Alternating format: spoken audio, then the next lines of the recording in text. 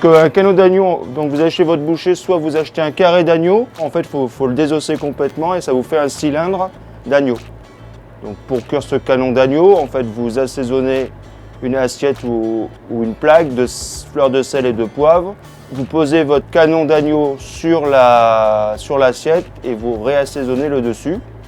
Pour la cuisson, vous prenez une poêle ou une sauteuse, vous faites chauffer, vous mettez de l'huile d'olive, vous saisissez sur les deux faces ce canon d'agneau et vous cuisez 7 minutes au four à 205 degrés. Une fois que ces 7 minutes sont passées, vous sortez le canon d'agneau et vous le faites reposer sur une grille. En règle générale, autant de repos que de cuisson. Donc en fonction de la grosseur du canon, ça varie de 5 à 6 minutes. Au moment de dresser sur votre assiette, vous repassez ce canon d'agneau au four pendant 2-3 minutes, le temps qu'il reprenne température, et après vous le dressez sur votre assiette. En fait, pour avoir la cuisson homogène, il faut du centre de l'agneau jusqu'à la croûte, en fait, il faut que la couleur soit uniforme. Ça veut dire que les vaisseaux se dilatent et en fait le sang est réparti dans toute la pièce.